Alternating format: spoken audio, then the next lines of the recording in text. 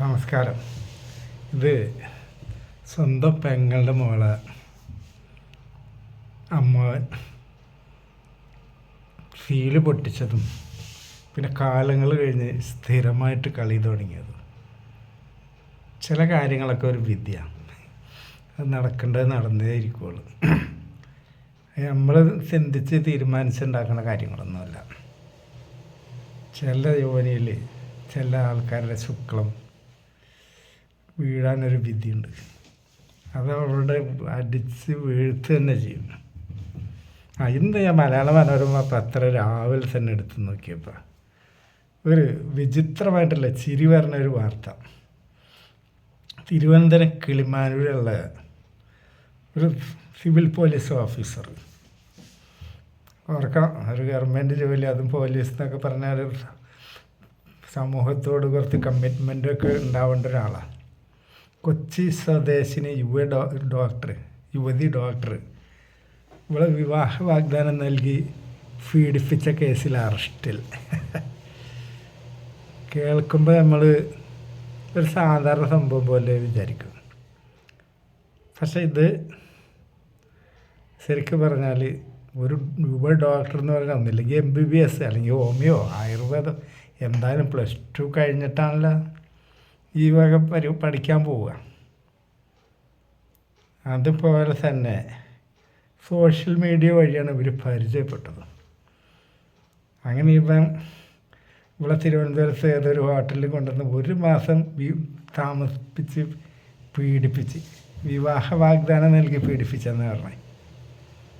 അപ്പോൾ ഈ ഡോക്ടർ വളർന്നു വരുമ്പോഴൊക്കെ കണ്ടിട്ടുള്ളത് അവളുടെ വീട്ടിലും അവളുടെ പരിസരത്തൊക്കെ കല്യാണം ഉറപ്പിക്കൽ, ലോഡ്ജിൽ മുറി എടുത്തിട്ട് തുണി അഴിച്ച് സദ്യ വരെ അഴിച്ച് അതിൻ്റെ ഉള്ളിൽ സാധനം കയറ്റി അടിച്ചിട്ട് ആണ് വാഗ്ദാനം കൊടുക്കൽ. അല്ലെങ്കിൽ വീട്ടുകാരെയും നാട്ടുകാരൊക്കെ ബന്ധപ്പെട്ടിട്ടൊരു ഡേറ്റൊക്കെ നിശ്ചയിച്ച് അങ്ങനെയാണോ കല്യാണം? ഇതൊന്നും അറിയാത്തൊരു പെൺകുട്ടിയൊന്നും അല്ലല്ലോ ഒരു യുവ ഡോക്ടർ എന്ന് പറയാം. അങ്ങനെ ഇവൻ ഒളിവിൽ പോയി, 7 മാസം ഒളിവിലായിരുന്നു. അങ്ങനെ തമ്പാനൂർ കോടതി ഇവന് ജാമ്യം നിഷേധിച്ചപ്പോൾ ഇവൻ കീഴടങ്ങി, പോലീസ് അറസ്റ്റ് ചെയ്തിട്ടുണ്ട്. വിവാഹ വാഗ്ദാനം നൽകി 1 മാസമേ ഇവിടെ തുക അഴിച്ചാൽ മലന്ന് കിടന്നാൽ കൊടുത്തേ. ഒറ്റ ചോദ്യം ചോദിക്കാണ്ട്, ഇവൻ അടിച്ചു കൊടുക്കുമ്പോൾ അവളും അടിയിൽ സുഖിച്ചല്ലേ കിടക്കണത്. എന്തൊരു നിയമമാണിത്? ഈ വിവാഹ വാഗ്ദാനം ചെയ്യുമ്പോൾ തന്നെ അങ്ങോട്ട് കിടന്നു കൊടുക്കല. ഇവൾ കണ്ടുകൊടുത്തോളം കല്യാണങ്ങളൊക്കെ അങ്ങനെ. ഇവളുടെ അച്ഛനമ്മനെ കെട്ടിയത് അങ്ങനെ, ലോഡ്ജിൽ മുറി എടുത്തിട്ട് വാഗ്ദാനം ചെയ്തിട്ട് പിന്നെ കെട്ടിയതാ. അത് വീട് ഇത് തീരെ അറിവും വിദ്യാഭ്യാസവും ഇല്ലാത്ത ആൾക്കാരൊന്നും അല്ല ഇവർ. ഒരു യുവ ഡോക്ടർ എന്ന് പറയുമ്പോൾ അത് എറണാകുളം കൊച്ചിയിലുള്ളത് വരെ ഒരു മെട്രോ സിറ്റിയാണ്. എന്തൊക്കെ കണ്ടും കേട്ടും വളർന്ന ഒരു സ്ത്രീ ആയിരിക്കും അത്.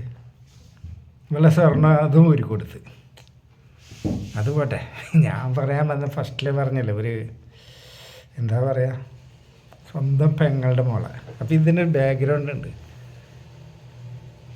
ഇവൻ ഇളയവനാ, പെങ്ങൾ കുറേ മൂത്തതാണ്. അതിലും ഒരു 10, 16, 17 വയസ്സ് മൂത്തതാണ്. അപ്പോൾ അവളുടെ മോളും ഇവനും തമ്മിലൊരു 5-6 വയസ്സിൻ്റെ ഡിഫറൻസ് ഉള്ളു. കാരണം ഇവനേറ്റവും താഴെ അവളും മുകളിലും. അപ്പം ഇവർ തമ്മിൽ ഏജ് ഡിഫറൻസ് വല്ലാണ്ടില്ല. പേരിന് അമ്മാവനാണ്. പക്ഷെ അവർ ഒരുമിച്ചാണ് വളർന്നതും ഒക്കെ. അങ്ങനെ ഇവൻ ഗൾഫിൽ പോയി കുറച്ച് പൈസയൊക്കെ ഉണ്ടാക്കി ഇടയ്ക്ക് ലീവിന് വരുമ്പോൾ ഒരു രാത്രി, അതാണ് ഈ പറഞ്ഞ വിധി എന്ന് പറഞ്ഞു. അന്ന് അവിടെ ഒരു ഹോസ്പിറ്റലിലെ കേസുണ്ടായി. എല്ലാവരും ഹോസ്പിറ്റലിലേക്ക് പോയപ്പോൾ ഇവനും ഇവളും മാത്രമേ ഉള്ളൂ വീട്ടിൽ. അങ്ങനെ ഇവളോട് അടുത്ത് പിടിച്ചിരുന്ന വർത്താനമൊക്കെ പറഞ്ഞ് മഴയൊക്കെ പെയ്തപ്പോൾ ഇവൻ്റെ തോളത്ത് കൂടി കൈയിട്ടു. ഇവളെ കൈ ചേർത്ത് പിടിക്കുകയൊക്കെ ചെയ്ത്. അപ്പോൾ ഇവളും ആ മഴയും തണുപ്പും കുറച്ചൊക്കെ കാമവികാരമൊക്കെ ഉണർന്നിട്ടുണ്ടായിരുന്നു. ഇവൾ ആസ്കർട്ടാണ് ഇട്ടേച്ചത്. ഇവൻ അതിൻ്റെ ഉള്ളിൽ കൂടിയൊക്കെ കൈയിട്ട് പിടിക്കലും ചുംബനും. കുറച്ച് നേരത്തേക്ക് പെങ്ങളുടെ മോളും അമ്മാവും ബന്ധമാണ് മറന്ന് ഇവർ. അങ്ങനെ ബെഡ്റൂമിൽ കൊണ്ടുപോയി അസലായിട്ട് കളിച്ച് പെണ്ണിന് സന്തോഷമായി. പിന്നെ ഒഴിവ് കിട്ടുമ്പോഴൊക്കെ ഇവൻ കളിക്കും. അങ്ങനെ കാലങ്ങളും കടന്നുപോയി. ഇവളുടെ കല്യാണം കഴിഞ്ഞ് ഇവൾക്ക് ജോലി കിട്ടി. അന്ന് ഇതിലാണ് പോസ്റ്റ് ആൻഡ് ടെലിഗ്രാഫ് എന്ന് പറഞ്ഞ വകുപ്പാണ്. അതിൽ നിന്ന് പോസ്റ്റൽ ഡിപ്പാർട്ട്മെൻറ്റും ഇതൊക്കെ വേറെ വേറെ. പണ്ട് പോസ്റ്റ് ആൻഡ് ടെലിഗ്രാഫ് എന്ന് പറഞ്ഞൊരു വകുപ്പാണ്. അതിലാണ് ടെലിഗ്രാം അടിക്കലും അങ്ങനത്തെ പരിപാടി എന്നൊക്കെ ഉണ്ട്. അത് PNT എന്ന് പറയും. അതിപ്പോൾ അതൊക്കെ സ്പ്ലിറ്റാക്കി വേറെ വേറെ ഡിപ്പാർട്ട്മെൻറ്റാക്കി എന്നൊക്കെ തോന്നുന്നുണ്ട്. എനിക്ക് കറക്റ്റ് അറിയില്ല. ഇത് കുറേ മുമ്പ് നടന്ന സംഭവം. അങ്ങനെ ഇവളുടെ കല്യാണം കഴിഞ്ഞ് ഇവൾക്ക് 2 മക്കളായി. കുറേ കാലം ഇങ്ങനെ അവർ ജീവിച്ച്. മക്കൾ നല്ല നിലയിലെത്തി. ഒരു പെണ്ണ് യൂറോപ്പിലും പോയി, ഒരു മകൻ ഗൾഫിലും പോയി. മോള് യൂറോപ്പിലാണ്. ഫൈനാൻഷ്യലായിട്ട് നല്ല സെറ്റായി, വെൽ സൗണ്ടായി. പക്ഷെ ഭർത്താവ് കുടിയനാണ്. അയാൾക്കും ഗവൺമെൻറ് ജോലി ഉണ്ടായി. കുടിച്ച് നടന്ന് അയാൾ അകാലത്തിൽ മരണപ്പെട്ടു. ഈ തള്ള റിട്ടയർഡായി കഴിഞ്ഞപ്പോൾ ഒരു 55-56 വയസ്സൊക്കെ ഉണ്ടാവും. ഏജ് എനിക്ക് കറക്റ്റ് അറിയില്ല. റിട്ടയർഡായി കഴിഞ്ഞപ്പോൾ ഈ തള്ള കുറച്ച് സ്മാർട്ടാണ്, സുന്ദരിയാണ്. അത്യാവശ്യം കഴപ്പ്, ആ പഴയ കഴപ്പ് ഇതിന് അപ്പോഴും ഉണ്ട്. ഈ കെട്ടിയാൻ കുടിച്ച് നടന്നപ്പോഴൊക്കെ നല്ല ഊക്കൽ കിട്ടിയിട്ടില്ല. അങ്ങനെ ഇവള് ഒപ്പിക്കൽസൊക്കെ ഉണ്ടായിട്ടിരുന്ന ഒരു കരനൂസ് ഉണ്ട്. അവിടെ ഒരു സെർവൻ്റ് ഉണ്ട് ഇവൾക്ക്. ഇവളുടെ കളിക്കൂട്ടുകാരിയായിരുന്നു. അപ്പോൾ അതിനാരും ഇല്ലാഞ്ഞിട്ട് വേലക്കാരത്തിയായിട്ട് അവിടെ നിർത്തിയത്. വേലക്കാരത്തിയല്ല, ഒരു കുടുംബത്തിലെ അംഗം പോലെ. അവൾക്ക് എന്തും എല്ലാം നോക്കണേ അവളാണ് ഇവളുടെ മനസ്സാക്ഷി സൂക്ഷിപ്പുകാരി. അപ്പോൾ ഇവർക്ക് ജോലിയിൽ എന്ന് പോയിക്കൊണ്ടിരിക്കുന്ന ആൾക്ക് പെട്ടെന്ന് ജോലി ഇല്ലാണ്ടാകുമ്പോൾ റിട്ടയർമെൻറ്റ് വലിയൊരു പ്രശ്നമാണ്. അപ്പോൾ ഇവൾക്ക് ടൈലറിങ് അറിയാം. അവസരമായിട്ട് തയ്ക്കാനൊക്കെ ഇവൾ പഠിച്ചിട്ടുണ്ട്.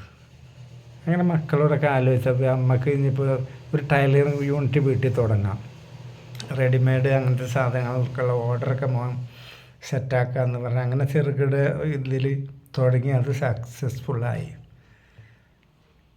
അപ്പോൾ ഈ കൂട്ടുകാർ ഇവളും കൂടിയാണ് മുട്ടിശാന്തിക്ക് എന്തെങ്കിലുമൊക്കെ ചെയ്യൽ. ഒരു നിലക്കൊന്നും നടക്കില്ലെങ്കിൽ നല്ലത് അതാണല്ലോ. അങ്ങനെ വേലക്കാരത്തൊരു ഐഡിയ പറഞ്ഞു, നിൻ്റെ അമ്മാവനവിടെ ഫ്രീ അല്ലേ, ഇവിടുത്തെ കണക്കും കാര്യങ്ങളൊക്കെ നോക്കാൻ ഒരു ആണെന്തോണം നമുക്ക് ആവശ്യമില്ല, അവരോട് ഇവിടെ വന്ന് നിൽക്കാൻ പറയാറ്. അപ്പോൾ ഇവർ തമ്മിലിപ്പോൾ ഒരു 5-6 വയസ്സിൻ്റെ ഡിഫറൻസല്ലേ ഉള്ളൂ. നല്ല കരുത്തനായിട്ടുള്ള അമ്മാവൻ്റെ ഭാര്യയാണെങ്കിൽ വലിയൊരു ഇതൊന്നുമില്ല, ക്ലച്ചില്ല, സൂക്കേടും. ചില പെണ്ണുങ്ങൾക്ക് മരുന്നും മുക്കിടിയൊക്കെ ആയിട്ട് 40-45-50 വയസ്സായ പിന്നെ ഊക്കാനൊന്നും പറ്റില്ല.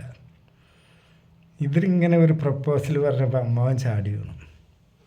അമ്മാവൻ ചാടി വീണെന്ന് പറഞ്ഞാൽ പഴയ ഓർമ്മകൾ സീല് പൊട്ടിച്ച അമ്മാവൻ.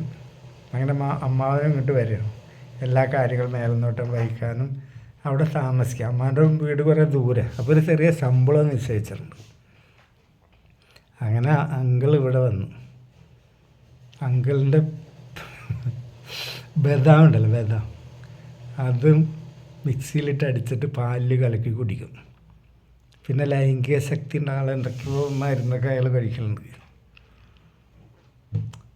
എന്നിട്ട് ഇയാൾക്ക് പഴയ കളി പുനരാരംഭിച്ച്. അപ്പോൾ ഈ പണിക്കാരത്തെയാണ് പറഞ്ഞു കൊടുക്കുന്നത്, നിങ്ങളിങ്ങനെ ഭർത്താവ് ഉള്ള കാലത്ത് നിങ്ങൾക്ക് സുഖം കിട്ടിയിട്ടില്ല, കുറേ കാലങ്ങൾ കഴിയുന്തോറും നിങ്ങൾ വയസ്സായി വരുന്നു, കളിച്ചോ എന്ന് വരെ. ലാസ്റ്റ് ഇത് അവിടെ കൊണ്ടും തീർന്നില്ല, തിരിച്ചും സ്നേഹം കാണിക്കണ്ടേ.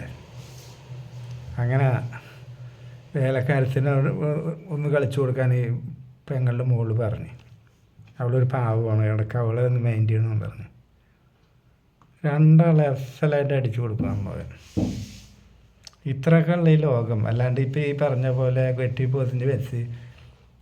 അതിൻ്റെ ഇടയ്ക്ക് മകൻ്റെ ഭാര്യ സംഭവം പറഞ്ഞു. അവൾ കുറച്ച് ദിവസം ഇവിടെ നിൽക്കാൻ വന്നപ്പോൾ സംഭവം എന്തോ ചെയ്തു. മകൻ്റെ ഭാര്യ എന്താ പറഞ്ഞതെന്നറിയോ? ഇതൊന്നും ലോകത്ത് നടക്കാത്തതല്ല, ഒരു പ്രശ്നമില്ല, ഞാനൊരു ജീവനോട് പറയില്ല പറയും. അതാണ് ഇപ്പോഴത്തെ പുതിയ തലമുറ.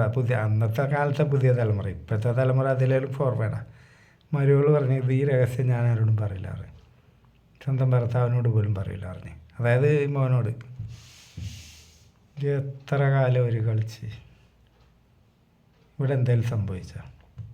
ഈ കളി എന്ന് പറഞ്ഞാൽ അതൊരു വല്ലാത്തൊരു സുഖാനുഭൂതിയാണ്. പുണ്യാളന്മാർ ഒന്നോ രണ്ടൊക്കെ ഉണ്ടാവും. ഇപ്പോൾ ഇന്നലെ എനിക്കൊരു കമൻറ്റ് വന്നിരുന്നു, ഈ കളിക്കാത്തവന്മാർ പുണ്യാളന്മാരെന്ന് പറഞ്ഞാൽ ചില പുണ്യാളന്മാർക്ക് ഒന്നും കിട്ടാത്തതാണ്. വേറൊരുത്തനെ കിട്ടിയെന്ന് പറഞ്ഞാൽ, ഇപ്പം നമ്മുടെ അയൽവക്കത്തെ വീട്ടിലൊരു പെണ്ണിനെ ഒരാൾ വന്ന് ഊക്കണ്ടെന്ന് കൂട്ടിക്കുക, നമുക്ക് ഭയങ്കര പ്രശ്നം. നമുക്കിവിടെ ജീവിക്കണ്ടേ, അവിടെ പോയി പ്രശ്നം ഉണ്ടാക്കും. ആ വീടിൻ്റെ ഉള്ളിൽ അയാൾ വന്ന് ഇനി കളിക്കണ്ട, അല്ലെങ്കിൽ ചോറും കറിയും കഴിച്ച് പോവാണ്. അപ്പം പറയും അവിടെ അവിഹിതമാണ് നടക്കുന്നത്, ഇവിടെ ഞങ്ങൾ മാന്യമായിട്ട് ജീവിക്കണം. ഇവരിവിടെ മാന്യമായിട്ട് ജീവിക്കണം, ആ വീട്ടിലൊരാൾ വരണമായിട്ട് എന്താ ബന്ധം? ഒന്നും കിട്ടാത്തവന്മാരുടെ ഗതികെട്ട കരച്ചിലാണത്. ഇപ്പം ഞാൻ ഓരോ കള്ളവടി വെച്ചതൊക്കെ പറയുമ്പോൾ അടിയിൽ വന്ന് വെച്ചും ഓരോ കമൻറ്റ് കിളവാ ഇങ്ങനെ എൻ്റെ വീട്ടിലൊക്കെ അവൻ്റെ അച്ഛനും അമ്മനെയൊക്കെ വിളിക്കുന്ന ഭാഷകളൊക്കെ ഉപയോഗിക്കും. ഇഷ്ടമല്ലെങ്കിൽ കാണാണ്ടിരുന്നാൽ പോരെ വീഡിയോ, അങ്ങനെയും പറ്റുമല്ലോ. യൂട്യൂബിലില്ലാത്ത വിഷയങ്ങളുണ്ടാവും, എന്തും യൂട്യൂബിൽ അടിച്ചാൽ കിട്ടും. ഇതൊക്കെ നന്നാക്കാൻ നമ്മൾ നടക്കണം. നമുക്ക് ഇഷ്ടമില്ലാത്ത സ്കിപ്പ് ചെയ്താൽ പോരെ. അത് പോട്ടെ, അത് ഇതിൽ പറഞ്ഞിട്ടില്ല. അപ്പോൾ ഈ അമ്മാവെ സ്വന്തം പെങ്ങളുടെ മോളെ ഊക്കിയത് ഈ ലോകത്തിലൊന്നും സംഭവിച്ചിട്ടില്ലെന്നാണ് ഞാൻ ഈ പറഞ്ഞത്. ഇതൊക്കെ ഇവിടെ നടക്കണമെന്നുള്ളൊരു മെസ്സേജും കൂടിയാണ്. അല്ലാണ്ട് സമൂഹത്തിനെ നാശമാക്കാനെന്ന് ഞാൻ ആളല്ല. ചില പെണ്ണുങ്ങളുടെ സാധനത്തിൽ ചില ആണുങ്ങളുടെ ശുക്ലം വീഴാനൊരു വിധി ഉണ്ടാവും, അതിൽ വീണിരിക്കും. അതിൽ ബന്ധവും കുന്തമൊന്നും ഒരു പ്രശ്നമല്ല. അതാണ് പറഞ്ഞു തന്നത്. ഓക്കെ, നമസ്കാരം.